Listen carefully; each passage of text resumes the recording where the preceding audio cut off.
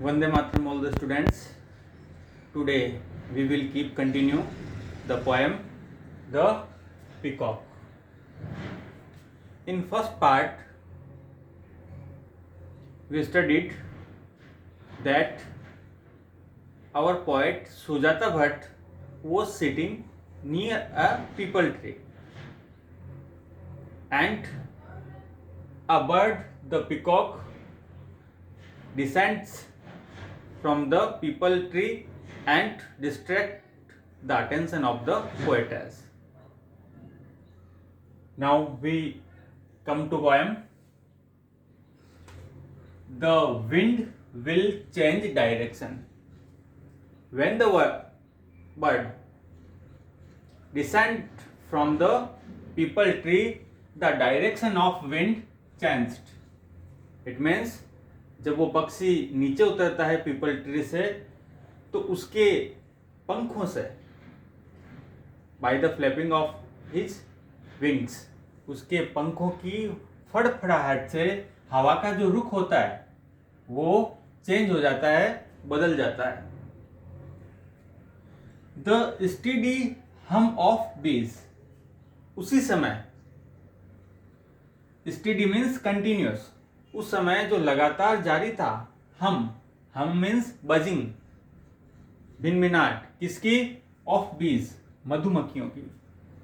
यानी जैसे ही पक्षी की हलचल होती है वहां पर ये जो रहती है मधुमक्खियां, उसकी जो आवाज होती है वो भी इन द बुशेस, कहां पे? झाड़ियों के अंदर, नियर बाई विल स्टॉप, उसके आसपास ही झाड़ियां थी, वहां पे बीज भी थी, मधुमक्खियां भी. लेकिन जैसे ही मोर नीचे उतरता है तो उसके पंखों की हवा से, उसकी हलचल से ये बीज भी, मधुमक्खियां भी भिन भिनाना बंद कर देती है, स्टॉप कर देती है.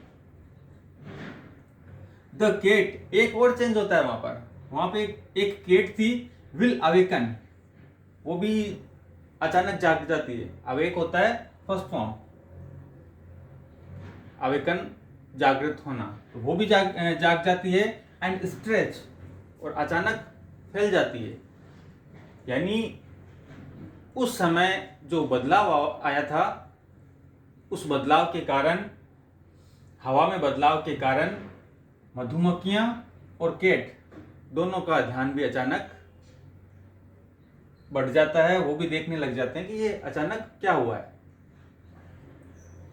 Something has broken your attention, किसी चीज ने क्या किया है? तोड़ने का काम किया है. क्या तोड़ने का काम किया है?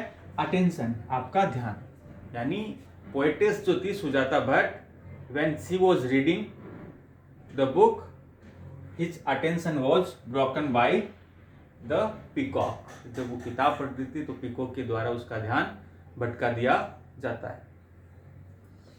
And if you look up in the time, और जब वो देखती है, पढ़ते पढ़ते किताब को अचानक जब वो ऊपर की तरफ देखती है तो क्या देखती है वो? यू माइट सी, आप देख सकते हो, द पीकॉक टर्निंग, कि वहां पे कौन है? एक पीकॉक है, और वो क्या कर रहा है? टर्निंग अवे, मुड़ रहा है और मुड़ कर दूर की तरफ जा रहा है. As he gathers his tail, जैसे ही वो क्या करता है? गैदर करता है कलेक्ट को, इकट्ठा करने को.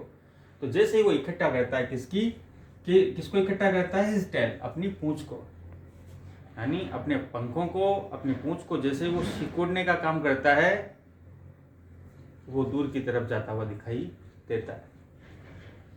To shut those dark glowing eyes, ये लाइन जो यूज में ली गई है ये उसकी आंखों के लिए नहीं है, ये लाइन उसके पंखों के लिए यूज में है. वो क्या करता है? बंद करने का काम करता है. शट मतलब बंद करना. किसको बंद करता है? दोज, उन डार्क ग्लोइंग आईज, अत्यधिक चमकती हुई जो उनकी आंखें हैं उसको बंद करने का काम करता है.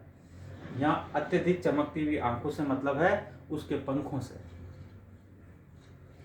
वॉयलेट, बैंगनी कलर के उसके जो पंख रहते हैं. फ्रिंज का तो कॉर्नर, यानी किनारे से वो जो चारों तरफ से दिखाई देते हैं पंख, वो बैंगनी कलर के दिखाई देते हैं.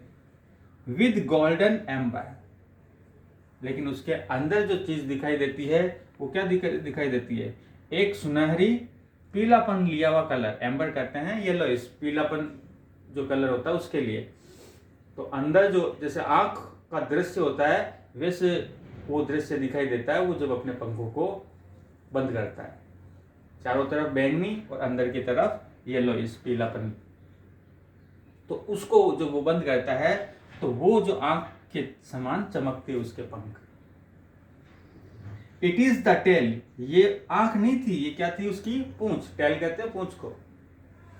दैट हैज टू ब्लिंक, जो क्या कर रही थी? टिमटिमाने का काम कर रही थी। ब्लिंक कहते हैं टिमटिमाना।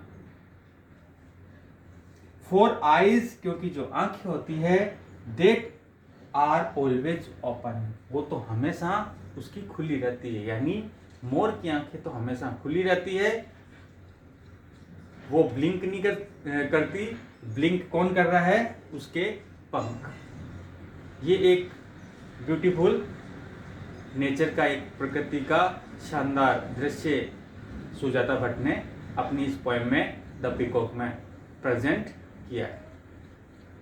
Thank you.